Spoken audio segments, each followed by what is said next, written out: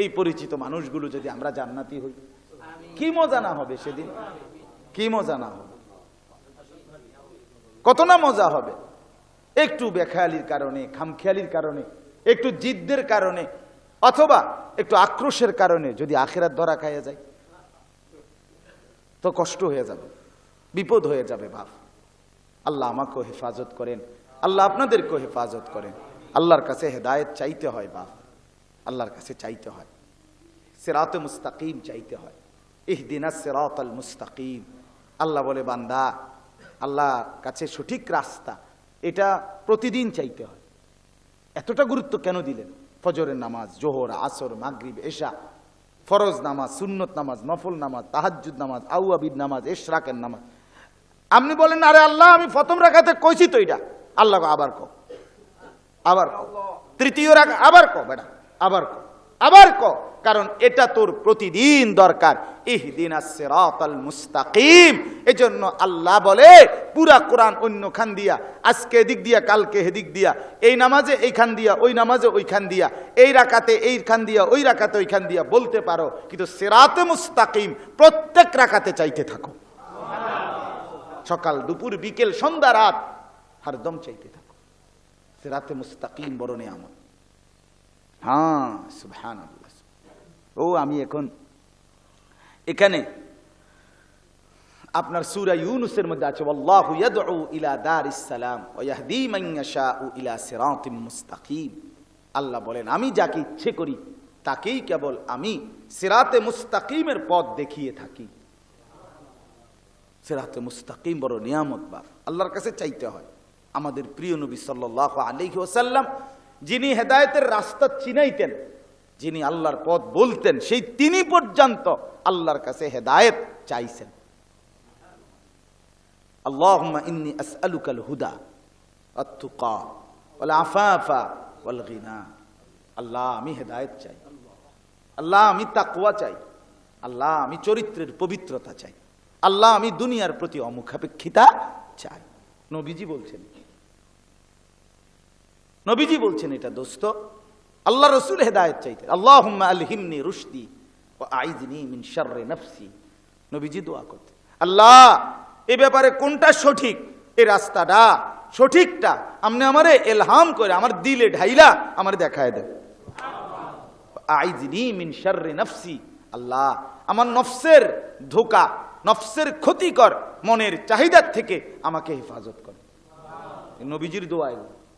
আল্লাহুম্মা আতি নাফসি তাকওয়াহা ওয়া যাক্কিহা। আল্লাহ আপনি আমার দিলের মধ্যে তাকওয়া দেন, আল্লাহ আপনি আমার দিল বিশুদ্ধ পবিত্র করে দেন। আনতা খায়রু মান যাক্কাহা। আপনিই তো হচ্ছেন সর্বোত্তম পবিত্রতাকারী। আনতা ওয়ালিয়ুহা। আপনি তো হচ্ছেন নফসের মালিক। ওয়া মাওলাহা। আপনি তো হচ্ছেন জিন্দেগীর মাওলা। আপনি ছাড়া তাকওয়া দিবে কে? আপনি ছাড়া হেদায়েত দিবে কে মাওলা? আল্লাহুম্মা আসলিহ লি শা'নি কুল্লা ওয়া লা তাকিলনি ইলা নাফসি তারফাতা আইন।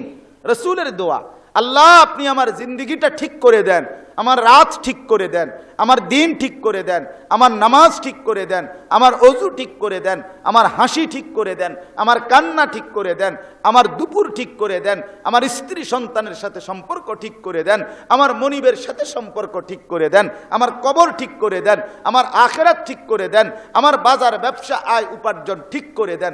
আল্লাহ সব ঠিক করে দেন। আমারে আমার মনের চাহিদার উপরে এক সেকেন্ডের জন্য, এক পলকের জন্য থাকতে দিয়েন না।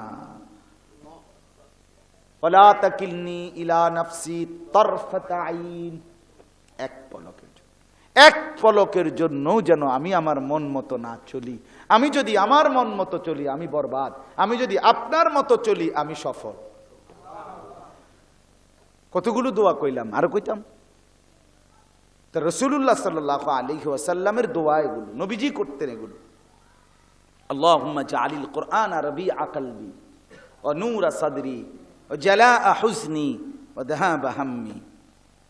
আল্লাহ আপনি কোরআনকে, এই কোরআনকে আমার হৃদয়ের বসন্ত বানিয়ে দেন। বসন্তের ঝিরিঝিরি বাতাস যেভাবে বইতে থাকে, সবসময় মজা, ঠান্ডাও না গরমও না, আমার হৃদয়ে কোরআন যেন এরকম ঝিরঝির করে বইতে থাকে।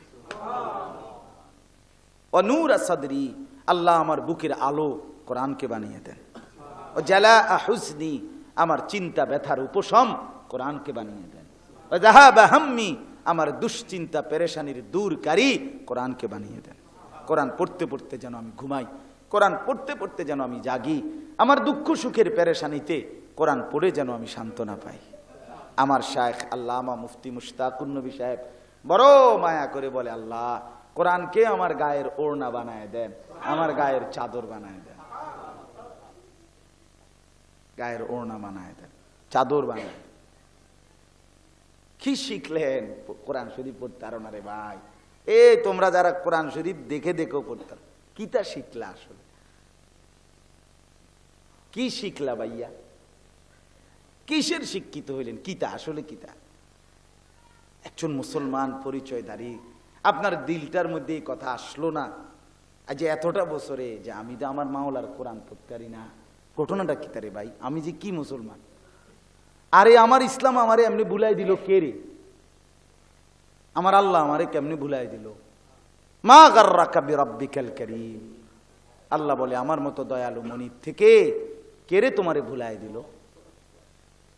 কতটি বই তুমি পড়লা ভাইয়া?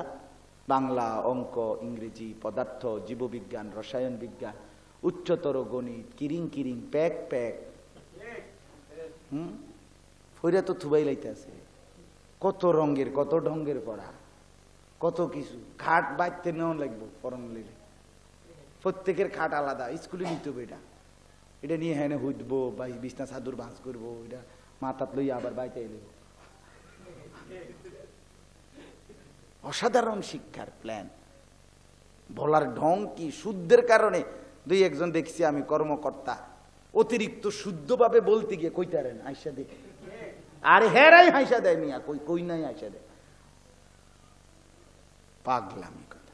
এজন্য বাপ আল্লাহর কোরআন থেকে বঞ্চিত করার পর নতুন নতুন আরো এতগুলো বিষয়, জীবন জীবিকা, এরপরে সমাজ স্বাস্থ্য, কি কি কত কিছু তোমার হাতে কলমে হেসে খেলে শিখাবার পরিকল্পনা।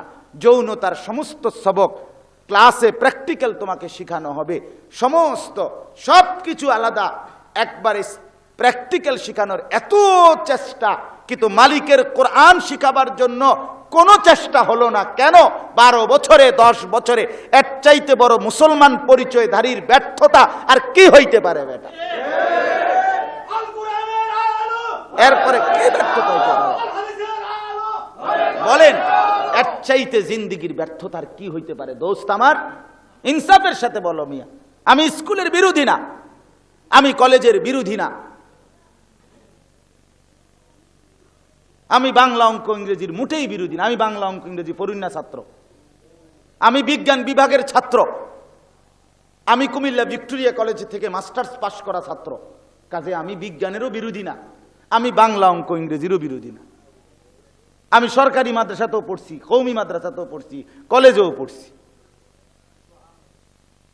রাত্রে এরকম রাত্রে ওয়াজ, সকালবেলা পরীক্ষা ভিক্টোরিয়া কলেজে, ওয়াজের মধ্যে গিয়ে এক রুমে বইয়া বইয়া যতক্ষণ আমার বয়ানের টাইম না হয়েছে বইয়ে বইয়ে পড়ছি। হ্যাঁ হ্যাঁ, আগের বক্তা আইয়া জিগাইছে যে প্রধান বক্তা কেডা এক মাহফিল একদিন, তা আমি বইয়ে বইয়া দুইলা দুইলা পড়তে। আমার না সকালে পরীক্ষা ভিক্টোরিয়া কলেজে, এবারে ওই বেটা দেখাইছে যে ওই হুজুর এই প্রধান বক্তা, এবারে সেদিকে ফিরেছে পরে। এবার কয় উনি তো উনি ডোলে কা ওনার পরীক্ষা সকালে। আবার আইয়া কইছে হুজুর আপনার এখনো ওয়াজ, চলো চলো ওয়াজ, আবার ওয়াজ, আবার বই, আবার পড়া, এইভাবে দৌড়াইছি মিয়া। আমি কি একদিন দুই দিন ছিলাম সোনাকান্দা? 11টা বছর ছিলাম। 11 বছরে যে আমার স্যার আছে আমার সাথে, আমার বাউসেলের স্যার, আমার কলিগ, আল্লাহ হায়াতে তাইয়্যিবা দান করেন। তো এজন্য বাপ সোজা হিসাব আমি চেষ্টা করছিলাম। স্যারে জানে আমি এতটা ওয়াজ মাহফিলের ব্যস্ততার ভিতর দিয়েও ফাঁকিবাজি করি নাই, চেষ্টা করছি। আবার ছাত্র পড়া, আমার ছাত্র যারা পুরাতন দেখেন জিজ্ঞাসা করি, ধোকা দেই নাই কাউকে, প্রতারণা করি নাই। আমার উদ্দেশ্য এটাই বুঝানো আমরা যেন শতভাগ আল্লাহর কোরআনে অভ্যস্ত হই। ভাইয়া কোরআন শরীফ পড়তে পারো না, এই তোমরা যারা ছেলেরা ভাই, তোমাদের কাছে আমার অনুরোধ, আশেপাশে কোনো ইমাম সাহেবের কাছে, কোনো মাদ্রাসার উস্তাদের কাছে, কারো না কারো কাছে যেমনে পারো আল্লাহর কোরআন শেখার চেষ্টা করো। কোরআন জীবন দেখাবে, কোরআন আলো দেখাবে, দুনিয়াটাও ভালো রাখবে, আখিরাতটাও ভালো রাখবে। গতকালকে আমি 22 থেকে 23 বছরের এক তাগড়া জোয়ান ছেলে, একেবারে চাঁদের মতো ফুটফুটে সন্তান, এই ছেলের জানাজা পড়ছি জোহরের পরে গতকাল। ছেলেটা কুমিল্লা ক্যান্টনমেন্ট বায়ুস্ট একটা ইউনিভার্সিটি আছে কুমিল্লা ক্যান্টনমেন্টে, এইখানে পড়তো ছেলেটা। রাত্রে 11:30 বাজে সিএনজিতে যাইতেছে একা, সিএনজি বাড়ি দিছে অন্য কি গাড়ি, জাগাত মারা গেছে। তো 22-23 বছরের এই তাগড়া আমার একেবারে আমার বাসার সামনে জানাজা। জোহরের পরে আমি জানাজা পরে আমার এত মনে আইছে, চোখের পানি আসছে। আহা, তার 4টা মেয়ের পরে বেচারার এই ছেলেটা, ওই বাটা, এই জানাজার মধ্যে উনি ছেলের বাবাটা একটা শব্দ মুখ দিয়া বলে না, উনি কোনো কথাই কয় না, মানে কথা কইতে আর ড্রাইভারের কি কবে বেটা, কোনো কথা নাই বেচারা। মানুষ তো এতটুকু কয় যে আমার ফোলাগারে মাফ করে দিয়ে, এইটাও কইতে পারতেছে না, উনি পাথর হয়ে গেছে বেচারা। হ্যাঁ, চাঁদের মতো সুন্দর ছেলেটা। তো আমি বললাম যে হায়, গতকালকের আগের দিনও সে তো ঘরে লেফ কম্বলের নিচে ঘুমাইছিল, আজ কবরে আজকের রাত তারে লেফ দিয়ে দিবে কি? আজকেও তো ঠান্ডা আছে, হ্যাঁ আজও তো শীত আছে, আজ তাকে কবরে লেপ দিবে কে, কম্বল দিবে কে বাপ?